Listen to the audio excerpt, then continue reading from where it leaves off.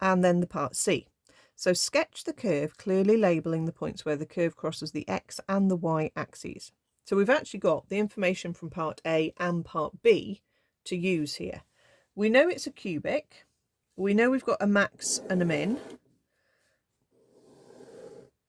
We also know from part A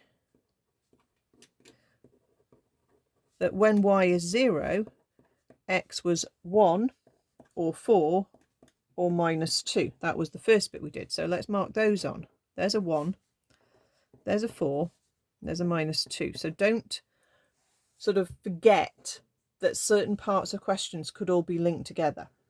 Okay. We know from part B that we've got stationary points. We had 1 plus root 3 was a min.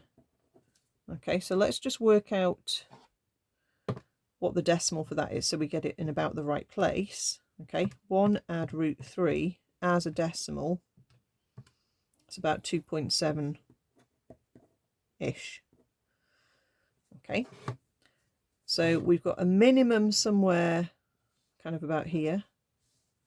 I don't know how far down it goes, but I know it's going to pass through 0.1 and go back up through 0.4. So I know it's going to be down here somewhere. I'm just not going to mark the Y coordinate. Okay. And my other stationary point x2 was 1 take away root 3, and that was a max. So if I work out 1 take away root 3 as a decimal, so I get that in about the right place, that's about minus 0.7-ish. So when we're about here, we're on a max. Okay. Also, we've got the plus 8 for the y-intercept. Okay.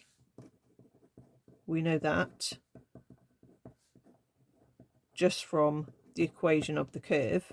The number at the end was a plus 8. So that needs to be a bit lower than the max. Okay. Otherwise, the shape of the curve won't make sense. So my shape is going to come up from the bottom down here. Cubics always come up from bottom left. We hit a maximum where we've called x2. We're coming back down through 8. We go down through the axis at 1. We come down to a minimum here. And then we go back up through the curve, through the axis at 4. And then we just keep going up after that. And there's my curve with all the bits that we've had from the earlier bits of the question, everything labelled on beautifully.